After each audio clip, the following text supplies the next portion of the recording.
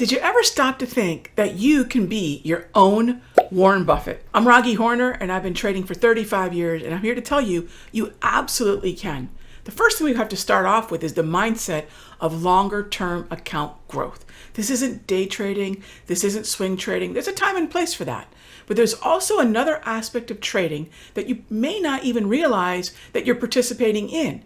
And there's a way that we can fine-tune those selections of what stocks or ETFs and the price at which you buy it by having a longer term mindset.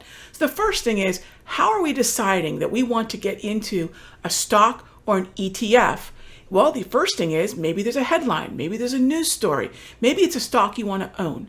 So then you're going to ask yourself, well, would I like to own it for the next 6 months, 1 year, 2 years, 10 years? Well, the first thing we're going to ask is, why would I want to own it that long? Is it a dividend paying stock?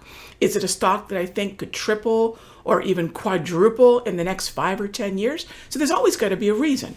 Well, that narrative really is the first step. Why do I want to own something? The second step is having the patience to do what Warren would do. How do I wait for that timing, that price at which I can have an advantage where instead of buying something at an all-time high, I wait for a pullback? See, that's kind of trading mentality. But wait, if I apply it to a weekly time frame, with say a 6 month to 1 year to maybe 5 year time horizon, all of a sudden I'm marrying the best of both worlds. I'm using the skills of a trader, selection of a stock or an ETF, and the timing or the price at which I want to buy with that power of the longer term mindset, that longer term time frame, once again, of 6 months, 1 year, 5 years, heck, it could be 50 years, but it still can be a trade. What differentiates the two is, instead of just arbitrarily buying, instead of just buying things because it's a certain time of month or a certain time of year, instead I'm looking at price. I'm doing what a trader would do. I'm asking myself, is this a good risk-reward ratio?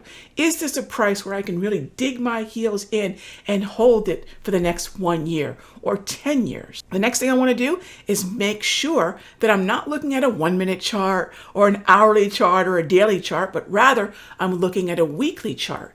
This naturally slows things down. I'm getting one new candle per week rather than one new candle per day. Think of all the noise and the different types of headlines and just news that a weekly time frame can absorb. So rather than that emotional roller coaster that we know Warren Buffett is never on, right? How does he stay so calm and patient? It's the time horizon and the time frame.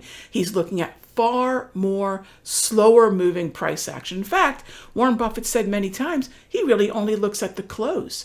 He's not worried about all the noise from 9:30 to say 3:30 or 3:45 p.m.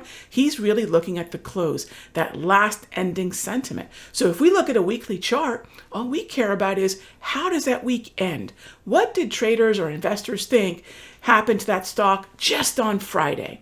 Imagine how much freer you are just to do other things and just realize, I need to look at that stock maybe once a week. Now let's take another tack at it. If I'm now trying to beat the broader averages, because that's what Warren Buffett's known for. He beats the S&P.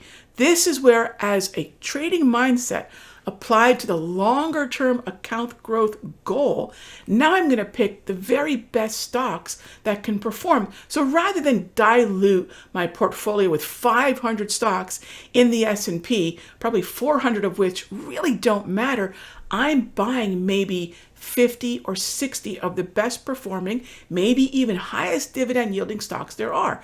Think about this. Warren Buffett has hundreds of billions of dollars at work, and Berkshire Hathaway seldom has more than 50 holdings. So we're not talking about an intimidating type group of stocks where we're managing 200 or 300 stocks. That's diluting our money.